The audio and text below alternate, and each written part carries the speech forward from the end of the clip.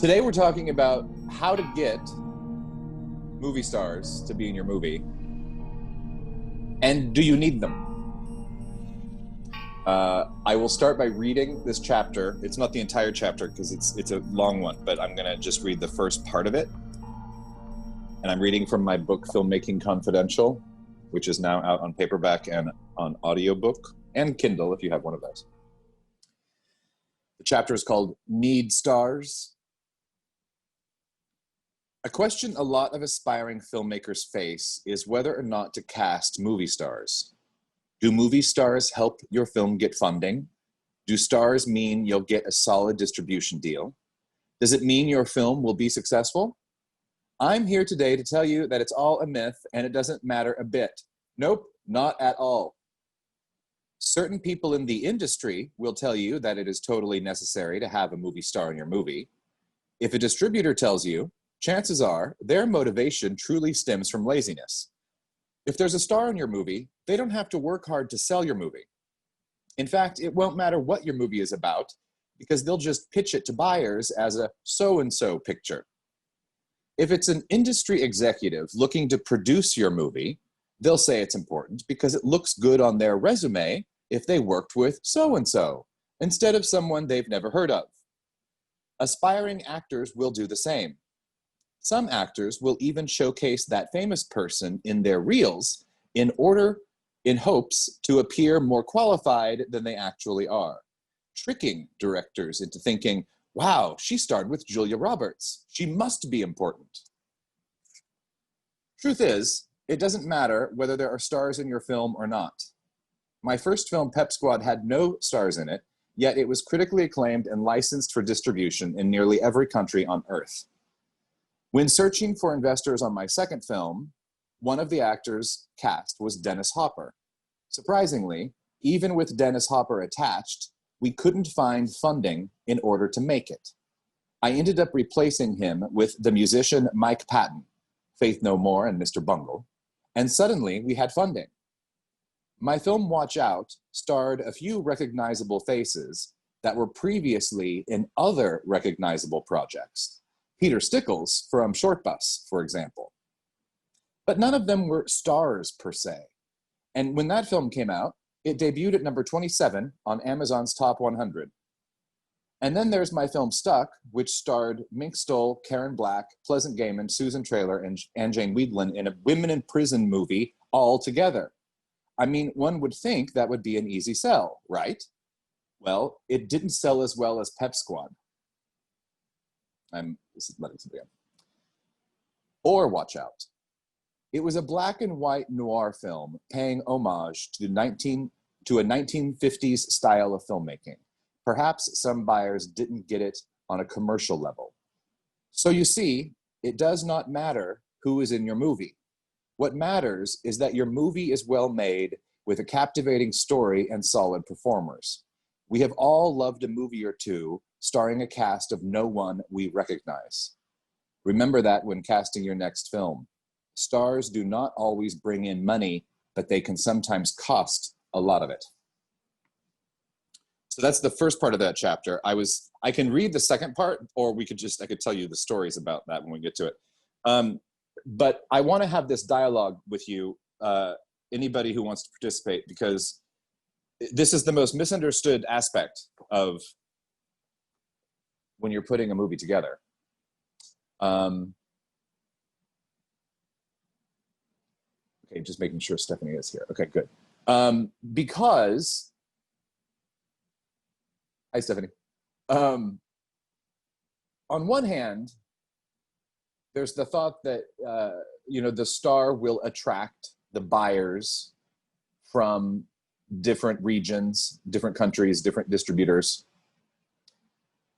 And people are more apt to, I think it's been explained to me this way also. When you're going to a dinner or you're going to have people over for dinner, wouldn't you rather have dinner with a bunch of people you know instead of a bunch of people you don't know? So if you're watching a movie with nobody you know in it, it feels different than when you're watching a movie that has people in it you know, or at least you're familiar with, whether it's their face or the style of their performance. You know, if it's an actor who has appeared as a certain type of character, you know, it's like, oh, we know, you know, this performer usually is friendly, they're kind of funny.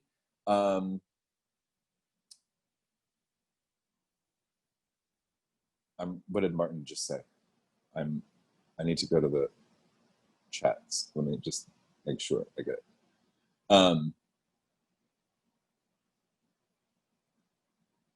Yeah, right, exactly.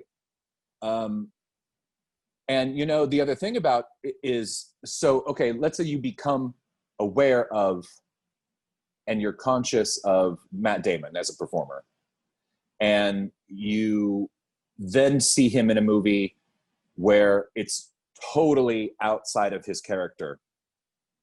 Either that impacts you and you really love it and you're like, wow, what a brave choice, or that's such a courageous move, or you're turned off by it because it goes against what you expect from that type of performer. I like to think there's actually, I would love to, and I will someday, I just haven't gotten around to it, take a performer, like that's a famous actor, who's known for not being very good. And years ago, I would always say, oh, it would be Madonna and Elizabeth Berkley, right? Just because they're sort of known for not being so good. You know, today I wouldn't necessarily, I probably would still pick Elizabeth Berkley. But there are others that I think have been sort of critically panned, if you will, by some of their performers. And I would like the challenge of having them appear so good that you're shocked, that you couldn't believe they had it in them. And I think that what's interesting in some of those cases, I never saw the Mariah Carey movie or the Britney Spears movie that they did, that they starred in, whatever they were called. There's another one. It's like if you saw Mariah Carey in the other movie, not Glitter, but yeah, Glitter apparently was terrible. But what was the movie that she was in where she played the counselor, and it was about the big girl who was like a teen or in high school? Precious? And Mariah Carey was incredible in that movie. And one of the reasons, I think, was I had a friend who worked on that movie. I don't remember what he did. And basically it was an agreement where she knew she was going to look not so great, like just physically, like the lighting and the makeup and the costume and the way that she would be photographed. And I think she was on board with that and then used that as part of the performance, which then surprised everybody because not only was she really good, but she looked so real, you know, and so like kind of raw and gritty. That appeals to me, you know, playing around with that type of thing. But at the same time, if you risk alienating the core fan base, the core market for that person. So when Miley Cyrus graduated from Hannah Montana and began her sort of adult career, I was at the time interested to find out what would happen with her pre-existing fan base of, you know, teenagers and young girls who idolized Hannah Montana. How would they react to her new persona as being provocative? And I was, you know, I mean, on one hand, I haven't done a study and I haven't looked at the study to find out, you know, how many of the original fans left and how many of the fans that she has today were all new at that time. I mean, I know that I wasn't following her when she was in Hannah Montana, but, you know, when she made these other albums that were interesting music, you know, then I paid attention. You know, so certainly she gained, you know, fans like that, whereas, you know, other people haven't. I'm just checking. Well, that's true too, with rock and roll bands and the aging process. Oh, no, it's fine. I mean, if you want to just hop in and just say it. I mean, just interrupt me if you want. Um, uh, it's also interesting because, you know, I thought about doing this the other day. My first 3 films were released before, I wouldn't say before the internet. The first one was almost before the internet. The second one, the internet existed, but certainly not social media. But in the third movie, MySpace existed, but not really anything else. So I thought a few times, you know, that was so long ago that I could re-release them as if they were made last week and treat the marketing in such a way that they were done last week. And I don't know if anybody would ever know. I mean, the people who knew about it the first time, you know, might say, oh, we've seen that, you know, you did that 20 years ago or 15 years ago. Whereas the amount of people who would see it for the first time today would be as if they were seeing it for the first time. So to segue back to the topic at hand, I think if your storyline isn't so strong, or if it's not so interesting, then you will be benefited by having a famous actor in your movie, because that's going to be the only reason somebody sees it. If your story is incredibly captivating and speaks to a target market or a demographic really well, then it doesn't matter who's in it, because it's the captivation that's going to carry the movie. Likewise, we talked about it briefly in one of the earlier talks we did, where if you think about your target market before you make your movie, who are you selling this movie to? Who is going to watch this movie? And then you make choices along the way in your script writing, in your direction, in your costumes, in your production design, all of it, to inform that target market. Then it doesn't matter who's in your movie or not. And then if you get some people in your movie, it's only just sort of a bonus, because you're taking that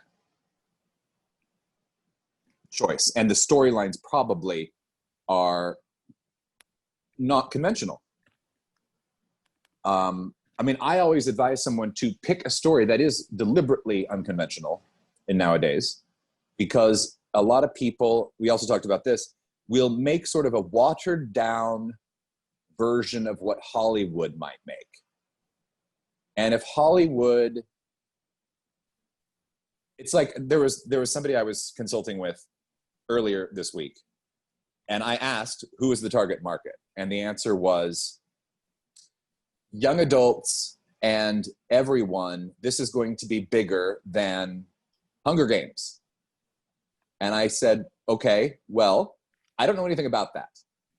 I specialize in, niche market, independent, low budget films. And by low budget, I mean anything under $1 million. If you truly think and aspire to have the impact of a franchise like the Hunger Games, that will require the kinds of marketing expenses that only huge studios and corporations have the resources to. And there's nothing wrong with that. I like those movies. Every now and again, when I'm on an airplane, I constantly watch all the crap that I would never watch when I'm home. And I often get teary-eyed when I'm watching it because it's ridiculous. And I'm happy to direct one of those movies. If somebody wants to spend $100 million on a movie and hire me to direct it, I'm happy to do so. But if somebody gave me $100 million, there's no way I'd throw that into one movie. I'd make, at minimum, 20 movies with that money. probably more, because I could do a few at, a few 100,000. I could do one or two at $1 million. I could do another, collection of, it just doesn't make any sense to me to spend that kind of money. Now, I understand that if you're going to spend that kind of money, you're going to need a lot of money back in order to pay for it, the cost of doing it. So when a studio makes a $100 million movie, they have to make back about 200 million in order to break even. And the only way to do that is to pay big bucks to the superstars and spend tens of millions of dollars on marketing and advertising. Now, the truth is, even if there was no celebrity in your movie and you had a movie, whether or not it was conventional, and you spent tens of millions of dollars on advertising, everyone would go see your movie, even if it was poorly made and starred nobody. And it's the awareness that brings people to the movie. At the time, Blair Witch, had nobody in it. I don't even know what happened to the people who created that and were in it and what they've done since. But I know that there are a few things they did, but I can't remember what they are. But the trick about that movie was that when it was acquired, they spent a lot of money fixing the sound and all the post-production stuff involved, and then a ton of money on marketing and advertising. So that's the trick. Now, if you do want actors in your movie that are well-known and famous, my advice is to find a way to approach them personally. And I don't mean face-to-face. I just mean directly. So, for instance, I can't remember if I was introduced to Karen Black via email, or maybe I found some way to get to her and she responded to me. She turned me down 3 times. She said, okay, send me the script, and I sent it to her, and she said, no, this isn't for me. And then I thought that was unacceptable. So I just kept bothering her. I didn't bother her in a mean way, but I just kept sending her notes. I kept calling. I kept, fiddling with the draft and sending her another one. And one time I was visiting LA before I lived here, and I said, hey, can I come by and meet you? And she said, sure. And when I walked in and sat down, she agreed to be in the movie, finally, after saying no 3 times. And it was because, well, she said it was. You look nothing like I imagined the person who wrote this to look like. And so I'll do it. And I said, oh, okay. She's like, I thought you would be really gaunt and sort of a goth, with dark hair parted down the middle and big dark clothes with collars and things. And here you are, you're very round and friendly. And I'm like, yeah, that's me. And we hit it off. Now, this story is in the book too, which is the second half of that chapter. I wanted Debbie Harry in that movie. And I didn't know any better. So at the time, I called up people's agents. And they were 9 out of 10 times terribly rude and almost aggressively rude. So Debbie's manager at the time, whom I won't name because I think he still might be her manager, said, Debbie doesn't do movies like Firecracker. And I said, oh, okay. So I hung up. And later that day, I was talking to James Russo, the actor. And I told him what the manager had said, and he was livid. And he, also laughing, gave me Debbie's home phone number and said, call her, tell her I'm in the movie, and she'll do it, I'm sure. So I did. And I called and I said, hey, James Russo gave me your number. And hey, Lori, can I have you mute your mic? Right. It's okay. It's okay. No problem. So when I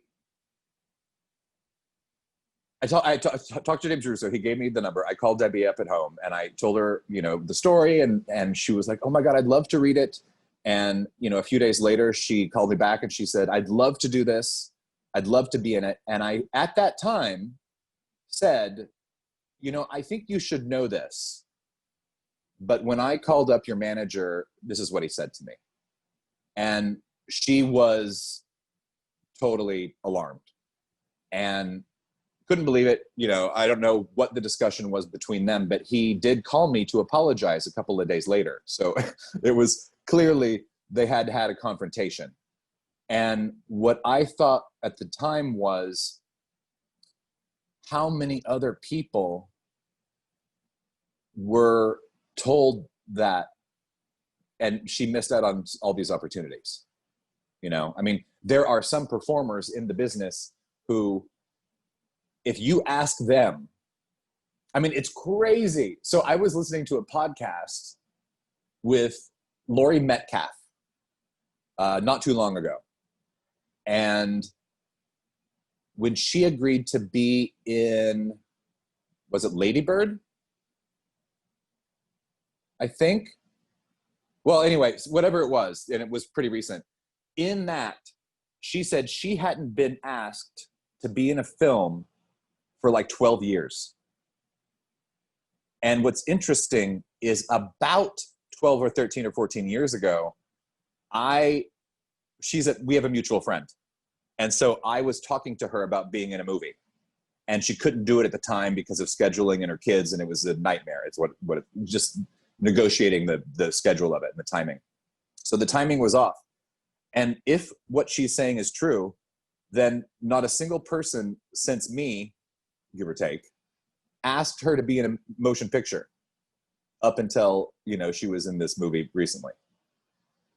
And maybe that's true, but I bet it's also because her agents and managers said no to a lot of offers that could have been really interesting. Or, a lot of independent filmmakers don't have millions and millions of dollars to offer actors. And that's the only thing that the agent or manager wants, because they're making their living on the commission for what their clients earn. So even if I'm paying double or triple scale and that actor's going to work for a week or two, that's not a lot of money for the manager or the agent. It's nothing to snooze at or sneeze at. What's the saying? I don't know. It's nothing to make fun of, but they don't care. They're not going to work so hard to get their $600. You know what I mean? Or like if you're paying somebody $125 a day or $127 and they're going to work for 5 days, the agent's getting nothing. So he didn't care about that. Even if it turns out to be, an Academy Award level product. And oftentimes independent films, which are made well, do have that, because some of the storytelling is unique. It's unconventional. It's new. I'm not going to say the word original, because there is no such thing. Every form and every story has been told over and over and over. It's just the way that it's presented.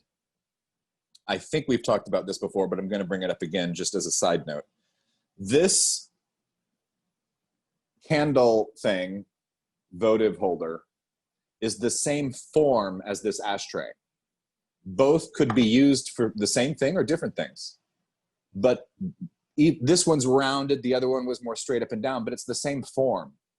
So if a movie has a form and you use that same form, but bring your own stamp to it, then somebody might say, oh, that's original. But the truth is it's not. It's an evolved state of the same form.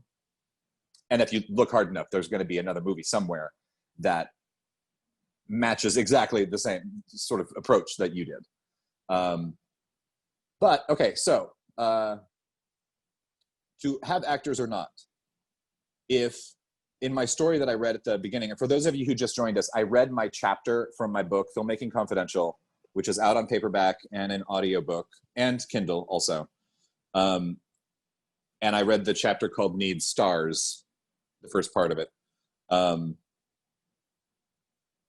When I was describing the differences between the rollouts, the sales of the films I mentioned, you know, the one that had nobody in it, licensed in every territory almost on the entire globe.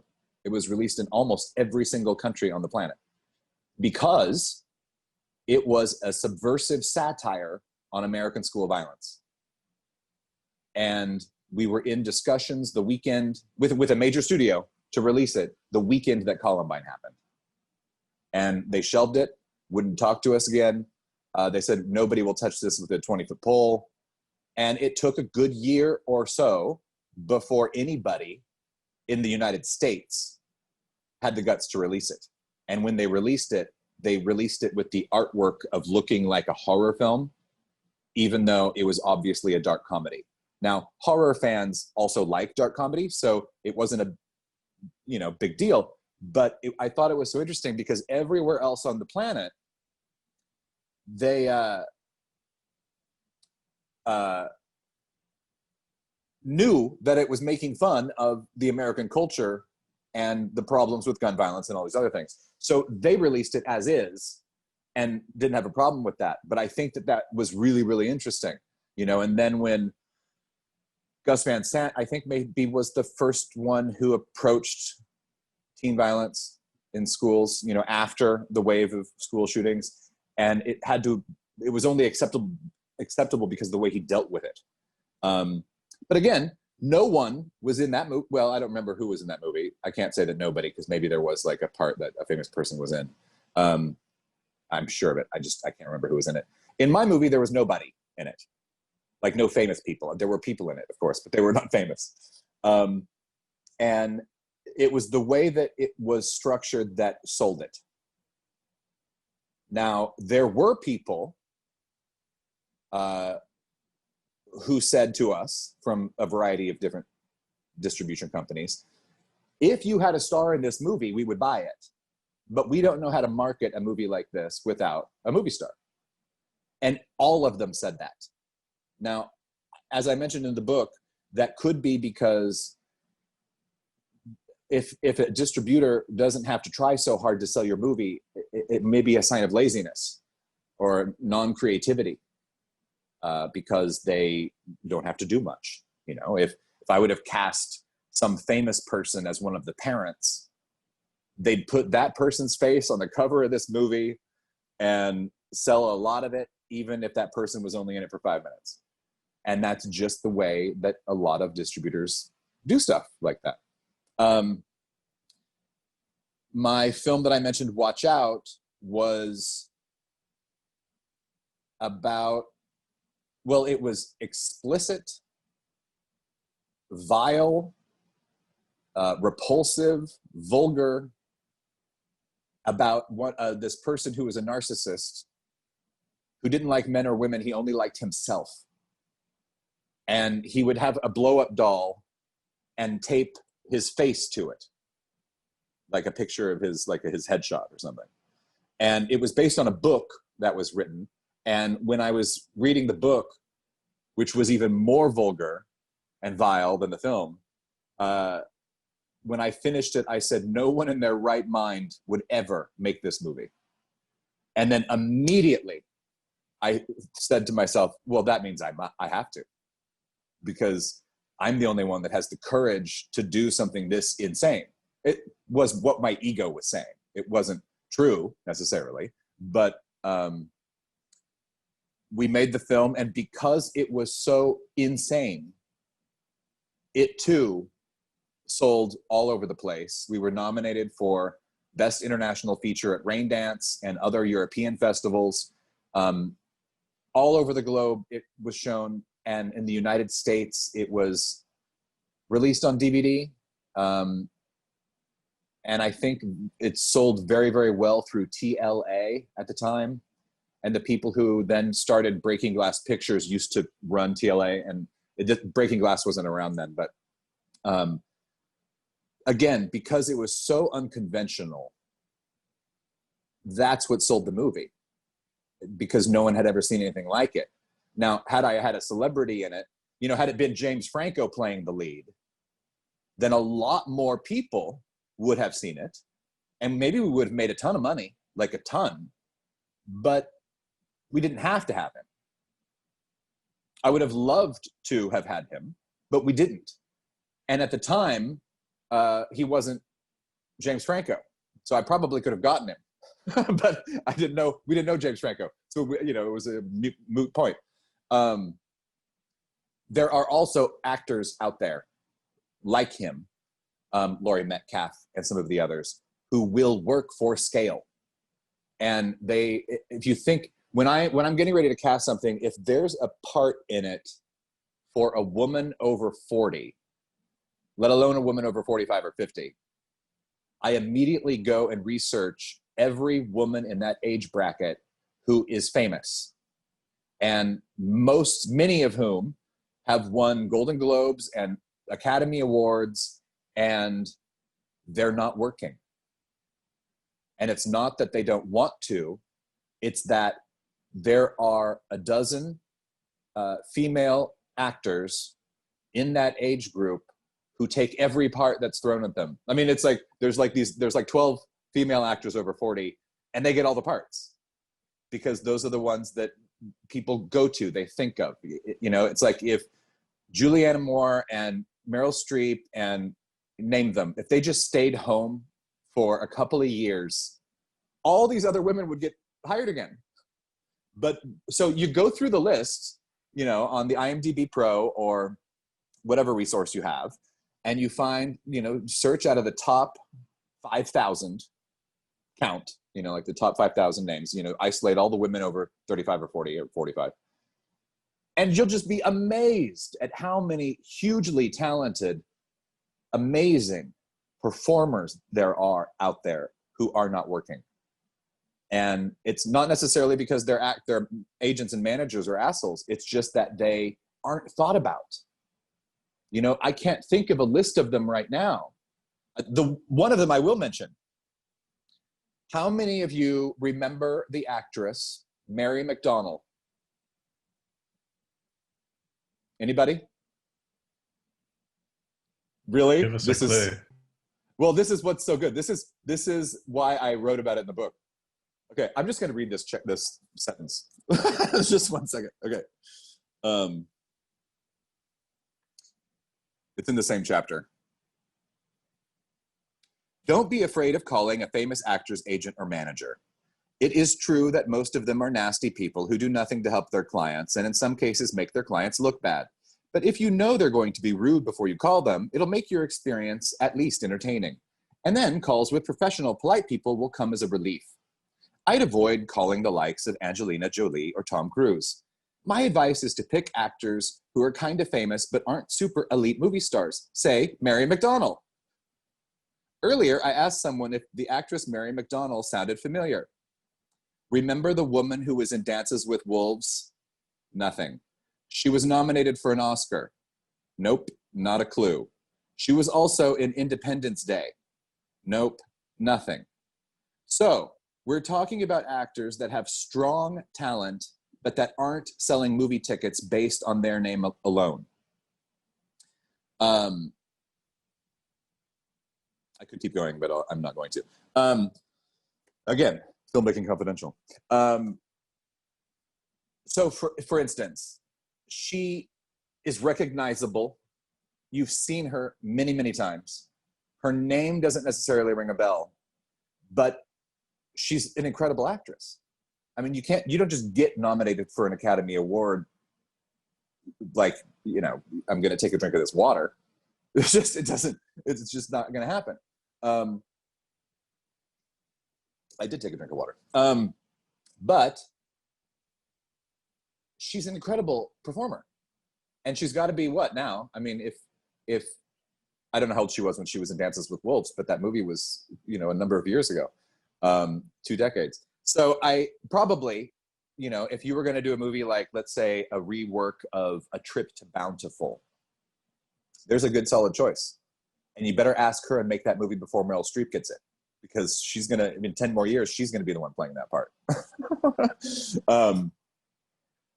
Anyway, you can pack your, I like to say, a cast of, and this is kind of a crude way of saying it. Yeah, 68, not bad. This is a crude way of saying it. So if the Meryl Streeps of the world are A level movie stars, like A talent, right? I would classify Mary Mcdonald in that sort of vain mentality as a B minus, maybe a C plus. You know, it's like she's not a D, she's not a nobody, she's a really good actress. But here's what I'm thinking.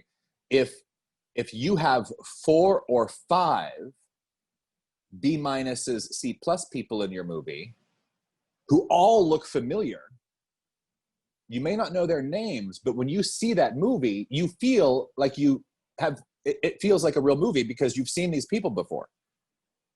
And sometimes that is a bigger impact on the viewer than if there's just one super famous person in your movie for 5 minutes.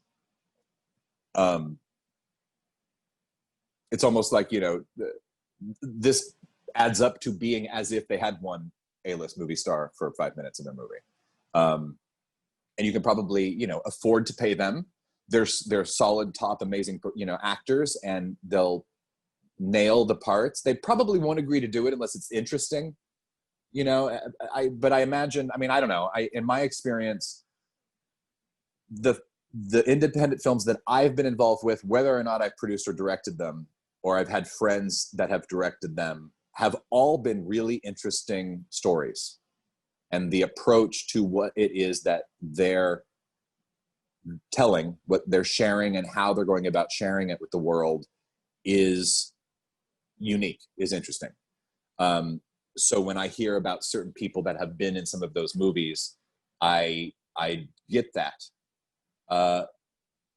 When I directed in the fall, my movie that's in post right now, with Xander Berkeley and Sarah Clark and Ming Stoll, I had a friend, because I didn't want to deal with the agents and managers. They're such a pain in the ass. I had somebody else call all of them. And the way that we approached it was, well, the funding's in place. And does your client still participate in independent film? Is your client willing to take a really cool part for scale? And they either say yes or no. But I discovered that, I don't remember what year it was, but Rachel Weisz was already beginning to get pretty well known. And I called up her representative and asked, hey, would she consider being in a tiny independent film? And he was the coolest guy. I don't know who her rep is now, but I don't remember who he was then, but he was like, well, maybe, what's it about? You know, and we had a dialogue. There was like actually a conversation, but it wasn't like, you know, he hung up the phone, and it wasn't like that he was rude. It was actually like there was a discussion. And my hunch is he probably knew her as a human being and what her tastes are, and that she's not necessarily against being in, you know, an underpaid situation if the material was incredible. On the total flip side, if we go away from being the filmmaker and we think about it from an actor's point of view, I also mentioned this in the book, have a discussion with your representative. Because if you want them to be a barrier between you and the outside, if you want them to just put up a wall and not to accept any material unless it's paying high dollar, fine, you have that discussion, you tell them that. But if you want to have creative experiences and be in movies that really can showcase your ability and that you would love to sink your teeth into a role like that, have the discussion with the rep, because the rep may not know that. They're not, I mean, they're barely smart enough to answer the phone, but I was going to say they're not psychic on top of that. So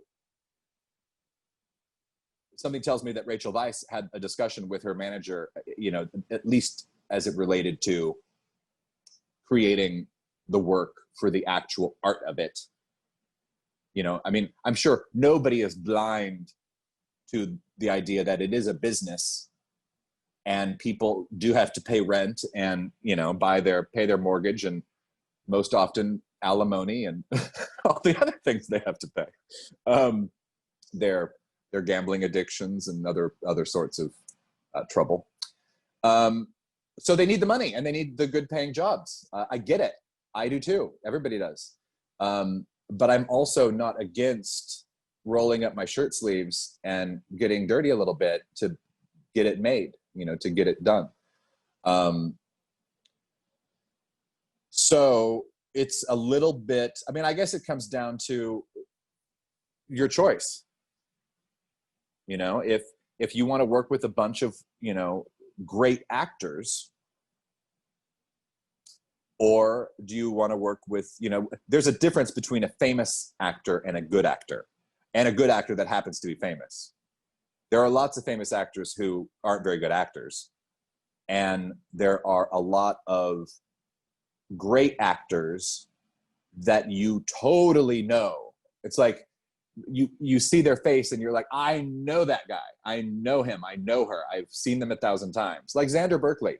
If you don't know who Xander Berkeley is, you have no idea what he looks like. But if you see his face, you're like, oh, of course, you know, because he's been in everything. And he's a great actor. But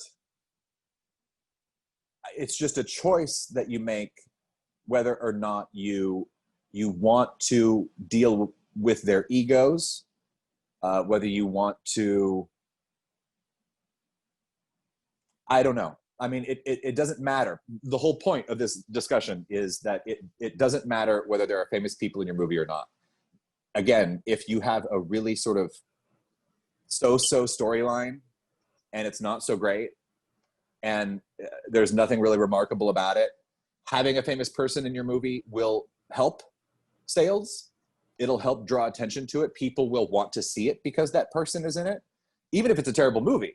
I never saw Party Monster with Macaulay Culkin, but had that movie been made with anybody else, I don't know if anybody would have ever seen it. And I wanted to see it because he was in it and it was sort of raw and gritty looking, like just the way the production design looked.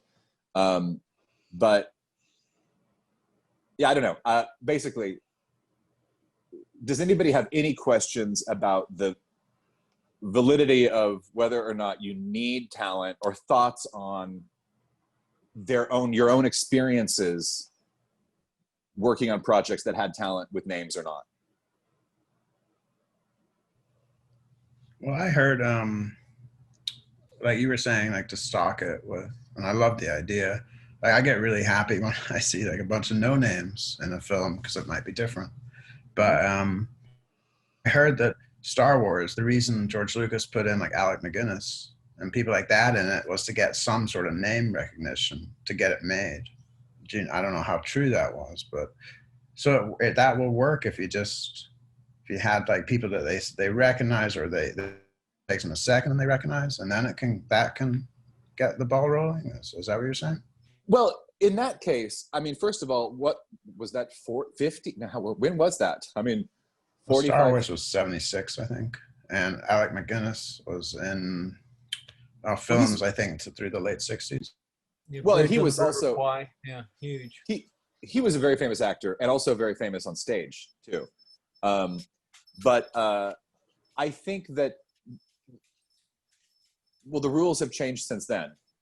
As far as, you know, big budget movies go, it's like they don't need to have, you know, if you've got a big budget movie. I mean, remember when Twister was made, and they took sort of B movie or television actors, and at the time it was Helen Hunt and what's his name? Wasn't Jeff Daniels, I don't think. Somebody that starred opposite her in that movie. They were considered sort of B-grade actors at the time, but they were in this massive blockbuster. And then, of course, since then, not getting his name. It was the guy who died. He was in Alien. He was in Apollo 11, 13. Bill Pullman. Yeah, that's right. Yes, exactly. And I think he's good. But oh, totally. Well, and they were fantastic. And I mean, I don't know if he ever did, but she went on to win, what, 2 Oscars or at least 1? I thought for As Good as It Gets. Yeah. And I know she was nominated again for whatever she played, the sex therapist, a few years back. Yeah. But I never. She might have won. Yeah, you're right. I don't remember, but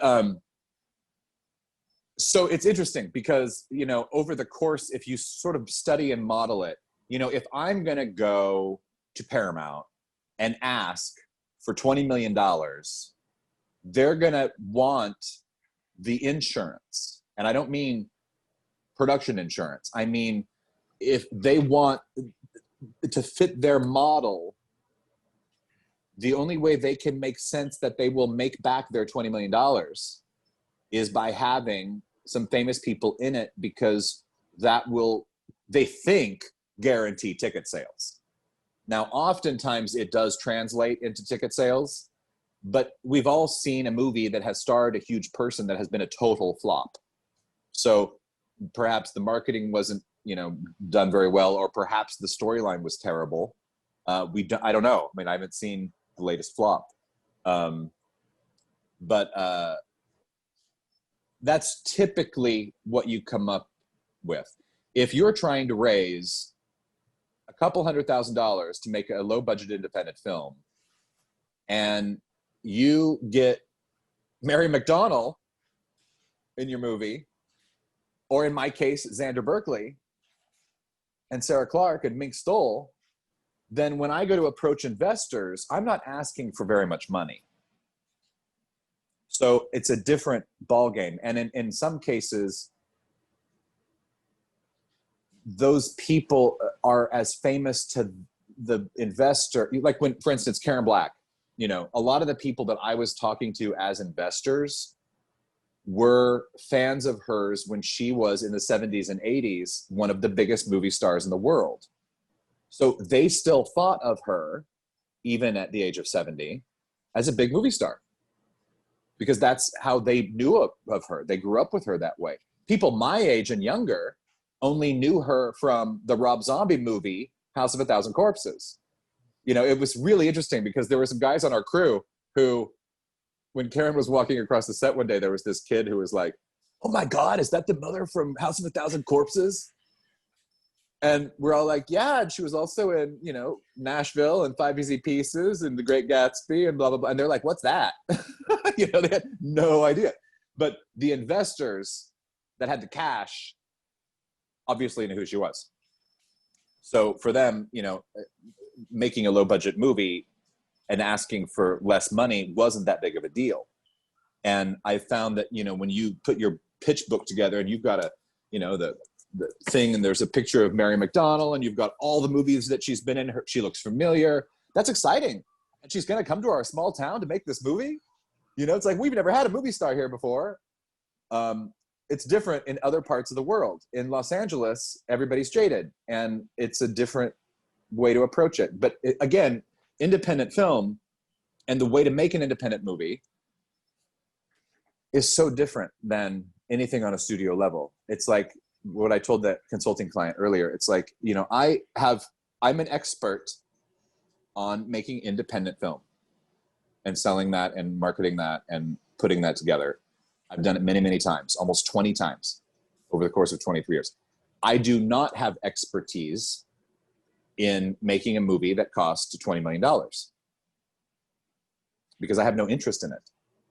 If I have no interest in producing or making one myself, because if I, again, to repeat what I said earlier, if I were given $20 million, I'd rather make 20 movies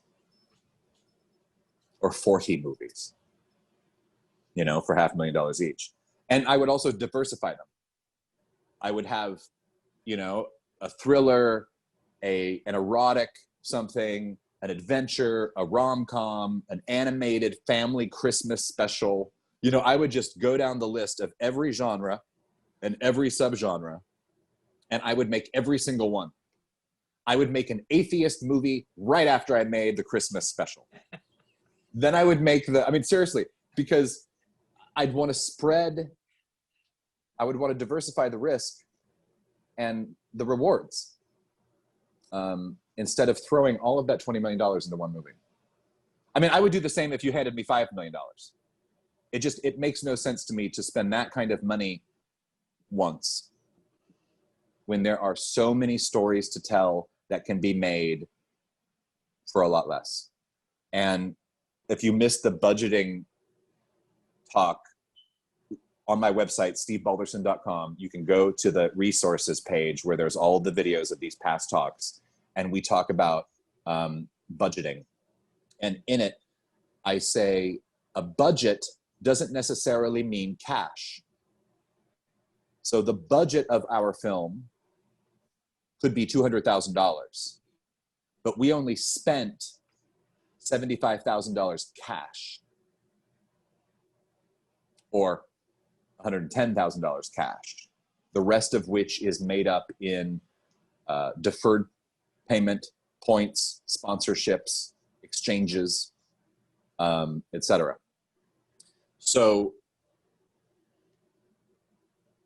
if you're familiar and have learned the process by which Hollywood, and by that I mean the industry, and in the book I always capitalize the industry, because even though the independent film world is still part of the film business and the film industry per se, it operates in a totally different way than studio system projects. But if you only know the studio system projects, it's going to be really hard to cut that umbilical cord, or to just put that knowledge over there on the shelf. You can always come back to it. But in fact, I sort of say that at the beginning of my book. Read this, and before you read it, just take all the stuff you've learned before and everything else, put it over there on the shelf, because some of it might be useful. And then when you finish reading my book or listening to it on Audible, tell me if you ever want to go back over there on that shelf and get anything out of that box again. If you do, fantastic. But you probably won't. I don't know. We'll find out. Anyway, that was a ramble. That was a total ramble. But did you guys get my point about stars or not stars or not stars, or all of it? Yeah, I was going to say, I had a friend who was a line producer, and they had a star come on, and it was more destructive than it had been if that person hadn't. And again, the producers thought they needed a name, they got a name, and this guy was such a pain and such a problem, and it was miserable for everyone, and they couldn't wait to get him off the set and get him on a plane and back to LA, because he was just so many problems that he just demands that were just ridiculous. And it was kind of like, and I asked him, I said, so how was it working with him? And he said, he was an asshole from square one. And the producers said, well, we needed a name, and they went with that, as opposed to, and once he was gone, he said the set functioned like it should. It was an enjoyable set. Everyone got along, but it was just so much trauma and drama that he brought to it that it wasn't necessary. And I thought that was fascinating. It totally is. And I think I've heard of stories like that too. And I think part of it is, I've actually heard that with people who aren't that famous, but they're the most famous person in the cast.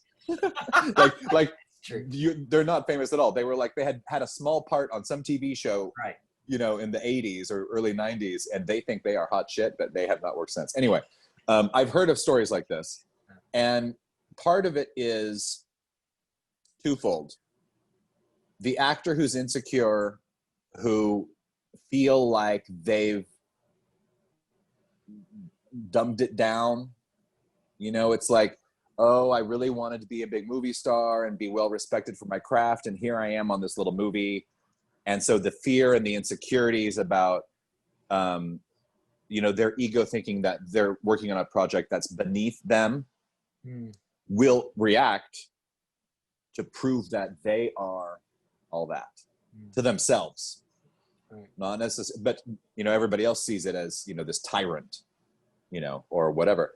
The flip side is the producers, the money people, just because somebody's famous and maybe or maybe not a good actor,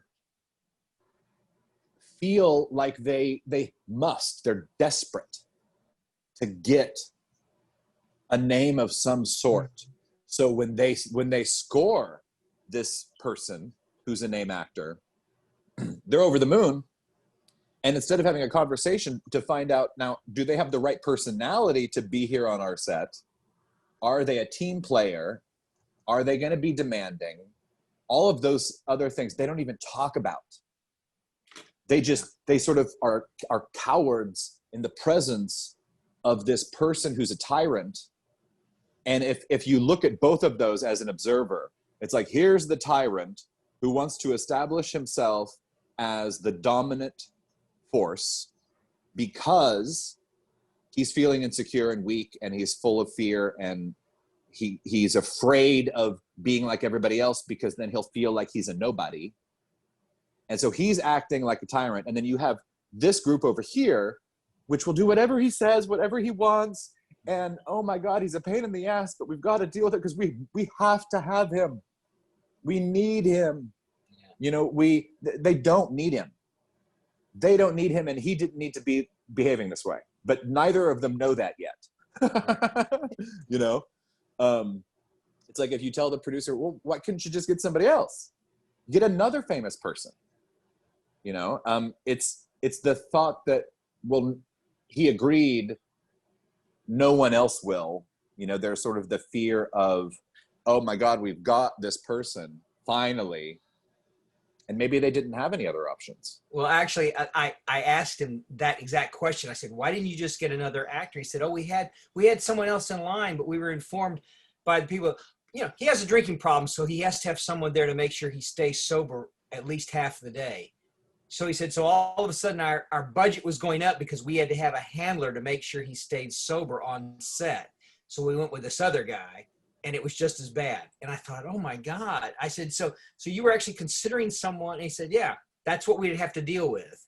And we were told up front, yeah, he has a drinking problem. You're gonna have to deal with that. So I think they call those people minders. The best story on this subject that I heard was Vincent Gallo, who made Buffalo 66. What I think it's wonderful and unique.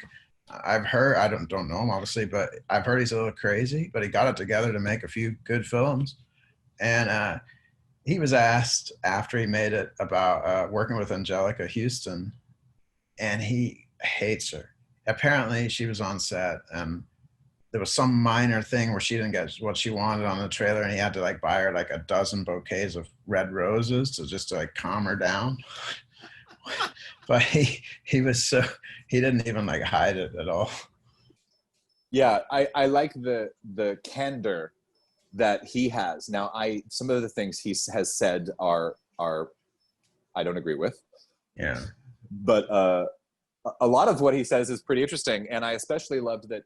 I don't know if he still has, for $1 million you can buy his sperm. I haven't looked into that. It was I read this article and I'm like, are you kidding me? But you have to sign all this stuff so that if you do become impregnated, that he has no ties to this child. I mean, it's insane. But anyway, yeah, it's like, you know, would you rather be in an environment with people who are throwing things at you, you know, like David O. Russell and Lily Tomlin, and, you know, do you really want to work on that movie? Or do you want to work with people who are like cool, you know, and friendly? I prefer to work with people who are friendly. And there are enough friendly people out there. It just takes getting used to them. And, you know, what's interesting is when you see them and when you meet them, you can almost tell who are the people that are easygoing and that do get along well with others. And typically it is people who are working a lot. There are also really friendly people who don't work a lot, who are incredible human beings. You think generally directors have to be like psychologists or like experts at knowing how to relate to very different types of people, or are most of them like tyrants themselves, like have a big ego themselves? Well, in general, I'm just asking. In my experience, it's been split 50-50. Either they've done really, really great work and have studied psychology of one sort or the other, to understand people and how people behave. You know, I mean, that's the whole point of being an actor. It's like they have to be all these different types of people, and they have to be so realistically. And there are also the people who act like tyrants.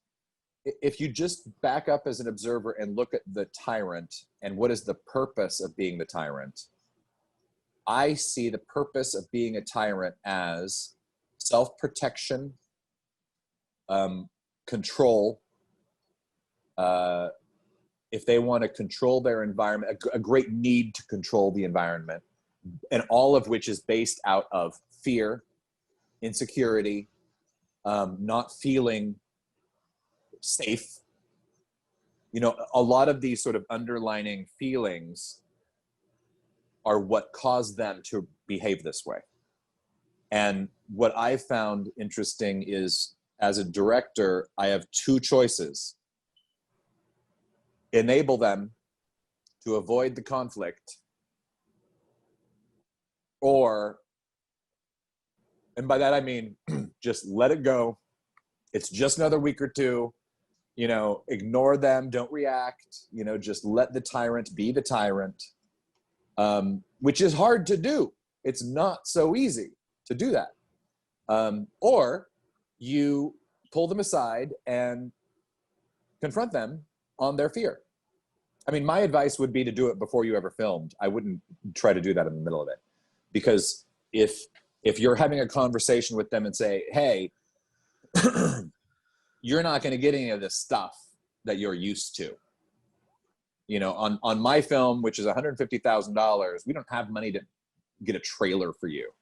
But I'm happy to make a space that is for you and only you. And I'm going to offer you this and this and this. But you know what? We're not going to have some of the 5-star amenities that you are used to.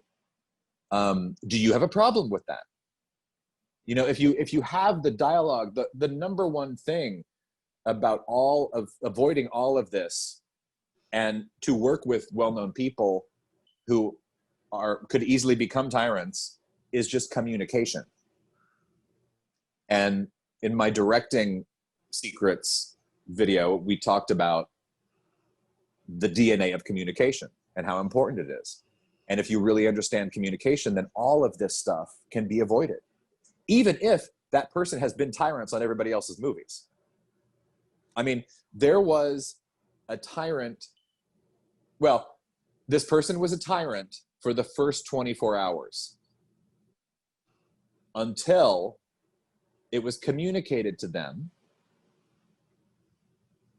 I don't respond well to people who yell at me. I understand it's my job to help you get what you want. But I need you to talk to me like a human being and tell me what you want. I'm not psychic, I can't read your mind. You know, if I can get that for you, I'll try my hardest to get it for you. But yelling at me isn't going to make me want to give it to you. Right? So, and then the person was awesome the rest of the entire production. It was just, it took that to just sort of stop, you know? It's like, and I use this reference in the book. I've actually done this to Doug before. Hey, Doug, could I see, do you have my book handy, or do you have any book on your table that you could hold up on the screen? It doesn't matter what it is. It can be anything. Okay. So what if I had said, Doug, do you have a goddamn book to show me? Right? You don't want to. even if you had 25 books there, you aren't going to want to. So that's not effective communication. And the tyrant hasn't thought of that yet. They haven't learned that yet. And it, you know, I want to reiterate, not all famous actors are tyrants. A lot of them are super nice people, but there are tyrants. But my hunch is that the tyrant hasn't yet learned that that communication isn't effective. And once they learn, maybe they change or not. Who knows? But anyway. Well, you told the George Clooney story, working with that same director that was, and George Clooney likes a fun, relaxed set, and he works best like that and feel like that. And then was it Three Kings? They had the falling out where Clooney actually clocks him. I mean, yeah, belts him. Yeah. Yeah, it's crazy. Clooney doesn't work like that. And I thought, there's someone who has been through the trenches, is a star, and understands that it's a family. It's not just one person screaming, demanding. I don't know that story. Did George Clooney hit the director because he was going after someone else, or was he going after George? Well, he started it with someone else, and then that went after George, and it was a fist fight. Yeah. Oh, it's in the book. That's why I know. That's sort of good for him. You know, I thought it was great. Yeah. He's unique in that. Well, I guess not unique, but he was 30 before he got a gig on ER. And he also does big movies and does little movies, which I really like. Is he does what he's saying is he's not afraid to do a small movie, something that's personal or, you know. Martin, when you get my book, it's on page 102 and 103. That's it. I look forward to it. Yeah. It's a great story. And you know what's interesting is when people are comfortable with who they are, when they're content, when they're at peace with themselves, they tend to be genuine people. And it doesn't matter whether they're famous or not. But it's like, I imagine, whether or not it's true, I bet it's likely that George Clooney has some confidence. You know, he probably knows he's a good actor or an okay actor. Maybe he doesn't think he's all that great, but he can do what he can do. And maybe he knows what his limitations are. And I don't know, people who haven't, I mean, it is all psychological, just dealing with people anywhere, anytime. And I don't mean psychological as in like the clinical term. I just mean like mind and dealing with people's minds and their emotions. It's at the directors have teams of, like, I'm talking bigger directors. Do they have teams of people who they trust, who connect with the actors individually? Which I can imagine that only takes just like friendships, a little conversation that clicks with each actor, and then that is somehow like they just convey that to the director, you know, because I mean, let's say there's 20 people like that they have to interact with 20 different like needs. I don't know how they could do that, you know, just one person. Well, it's hard. I mean, it's not easy. I mean, in my case, you know, I have worked on and off with a lot of the same people in my movies, but not always all the time. It's like Susan Traylor may have been in, I don't even know how many at this point, half a dozen of my movies, but she's not in every single one. You know, the one that I did most recently that's in post right now, the only person that I'd worked with in that entire movie, as far as cast goes, was Mink Stoll. I had worked briefly with Sarah, like she was a small sort of walk-on part in one thing. But I had not worked with Xander, and Quip Hubley I had not worked with. And some of the other people that were sort of walk-ons or whatever I hadn't worked with either. But, you know, it's like after you work with someone and you get that shorthand, basically, it makes it a lot easier to communicate what you need out of that person. I mean, it was really interesting. There was this one time I was my own cinematographer on Casserole Club, and I was moving forward to Susan Traylor, and right at which the point of the frame was perfect, she turned exactly right. And it was like this weird like psychic thing was happening, because we didn't plan that, but because we just have such a familiarity with each other. It was like a ballet. There's a restaurant in New York called Per Se, which is one of Thomas Keller's restaurants. And when this wait staff and the service team prepare to work there, they are taught ballet and choreography. Because when you're in the restaurant, if you have certain, choreographed movements that you learn with the people around you that you are surrounding yourself with, you have a dance. And there is something about the frequency of human beings and the energy they're putting off and how that interacts with each other. And when you're more familiar with each other, that dance is seamless. And if it's the first time you've worked with someone, you might think you're getting there, but you're not going to know it as well as you do with other people. So if there's 20 people on your crew or your cast, 3 of which you know really well, the rest you don't. By the end of the movie, you probably will know half of the others, so, but still not all of them. I think it would take, more and more. I mean, sometimes also you have the wrong idea about. I remember starting a movie with someone, really loving them, and then finishing the movie with them, never wanting to work with them again. And it wasn't because they were a tyrant. It was just I learned more about them that I didn't want to know. I mean, it's like, let's say you grow up and you have a really favorite band, and you love them. Their music means the world to you. And then you meet them and you sit down with them and you learn what they really are like. And it kind of ruins all their music for you. That happened to me once. It's called don't meet your heroes. Exactly, because as soon as the heroes are no longer heroes, it just destroys the myth. I will say this though, it's you could like an actor or a musician for a song, and then after that, for whatever reason, they put out a bunch of crap or stuff you don't like and you hate them. And then they go away and they think again and they go back to a place and then do something brilliant again. And you love them again. You forgive them for all the time they wasted and whatever. So It's nice. It's in the creative environment to see that. Totally. It is. God, I really want to tell you the story that I want to hear it. I'll do it I didn't even put it in the book. I mention her in the book. That's my only clue. It was very interesting. Used to love them, love their music. Can't hear a word of it now, or it makes me cringe. But that's my own thing I need to deal with and work on. I've overtalked and overshared today. Does anybody have any other questions about actors or movie stars as it relates to independent movies?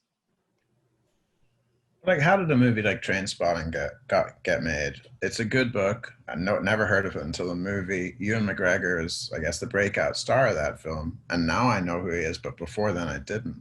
It was at just a different time. Is that still possible? That sort of thing. Yeah, again, that is possible because it's unconventional. So that story and the storyline and the way it's shown and presented to the viewer is unique. And now you can't just go make Trainspotting again. You have to do the new unconventional whatever it is today. And if you've got that person in it who's incredible performer, then it's going to work. And it could happen like that. I don't know if he made this before or after, but Shallow Grave was another one that was an independent UK movie that was low budget and incredible. And it was around the same time. It was like, I can't remember which one was first, but Shallow Grave may have been first. Yeah, I remember that one now. Now, he worked with the director. His name's like Danny somebody, who did Trainspotting. And he had worked on a few films with Danny Boyle. Yeah, that's right. And he also did the Olympic thing in 2012 in London. Anyway, they had a falling out and then had to I think because Danny went and did a film without Ewan McGregor, and then they had to patch it up for Trainspotting too. That's all I know. That's hilarious. Yeah, no, I think it could totally happen. It's probably rare. I mean, don't forget, it wasn't too long ago when no one knew who Jennifer Lawrence was, and she was in that movie that was made in the middle of nowhere and happened to have some success, and then she was picked out of that, you know. And she did Winter's Winter Bone. Yeah, Right. and it was breakout for her. I recognize that she's a great talent. Does she like draw you to the theaters? Yeah, I'm just curious what your thoughts are. I haven't been drawn to the theater by her, but when I did watch, I don't remember which Hunger Games it was, but you know, even this big bubblegum hoopla, whichever one it was, that the last frame was her looking straight at the camera, there was something visceral coming out of her eyes that I can't describe other than to say it is magic. So I don't know. I mean, I haven't seen her in anything else, but I know she's done so. I know too. So I can't pick. Yeah, I know what you mean. It's hard to pick like a new favorite actor, you know, for me anyway.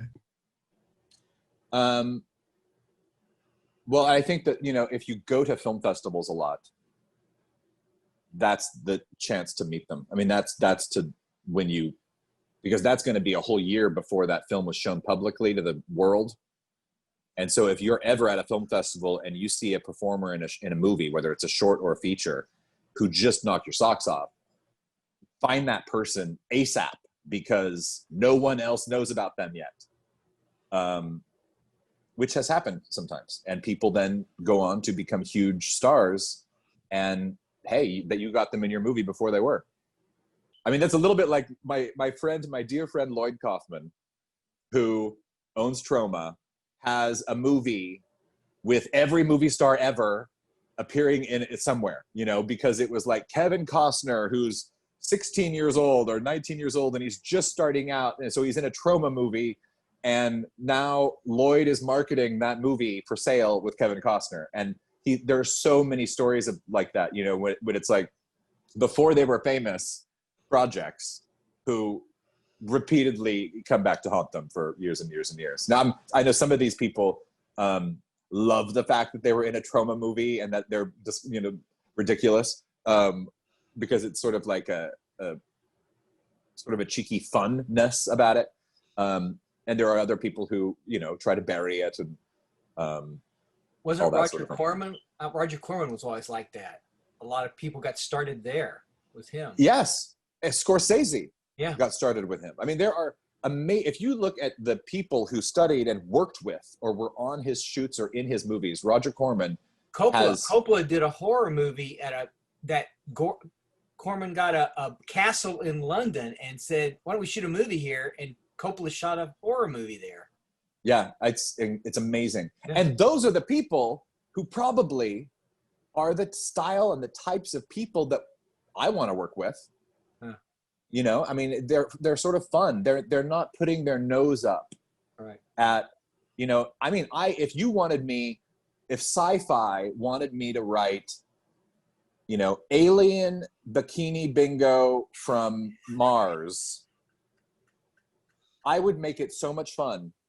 Even it would be silly, but it would be fun. It may not be, you know, a nominee for the Pulitzer or let alone an Oscar, but I guarantee you it'd be a lot of fun to do. But if you can not be so snobby about what it is you're making and, you know, what else is out there in the world, then, you know, life is fun. Tyrants, I don't think have fun. But yeah. Well, yeah, of course not. Why would you, what movies would you reference for that Bikini Mars one?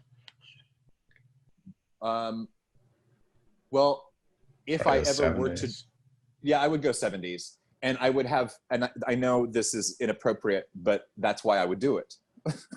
I would have I would have the men, you know, I like exposing, what's the word? Equality between, for instance, if all the women are topless in the whole movie, and they have these big round fishbowl helmets to keep them safe, you know, from the air of the planet or whatever it is, I would equally approach treating men the same way. I wouldn't have it all just about, you know, the topless women with the fish bowls on their heads and like the guns that go, broom, broom, you know, but I would do that for sure. Someday. And Doug, you can be in it. I'm there in a heartbeat. Okay, good. All right, I think we should call it a day. Does anybody else have anything to ask or comment upon? It was great. Another great one. Cool. Yeah, thank you. Absolutely. Next week, well, tomorrow night, I'm having a discussion at 6 p.m. with Amanda Deibert, who's a friend of mine who's a really great actor. She's written for lots of comic books. She writes for Al Gore's 24-Hour Summit each year, and she was working live when they were in Paris, and they all had to be sequestered under the Eiffel Tower when whatever terrorist attacks broke out there, and I want to have her tell us that story. Tomorrow at 6? Correct. Tomorrow at 6 Pacific time is Amanda's. And then next Wednesday at 3 o'clock Pacific is Directing Sex and Violence. And I have a lot of things to say about that. So, in the meantime, I hope everybody has a wonderful rest of your week. And you can always reach out if you have questions or need advice on anything. And I'll try my best to help be articulate if I can be. Thank you. Absolutely. Thanks everybody else for joining us, and I hope you all have a wonderful rest of your week, and we'll talk soon.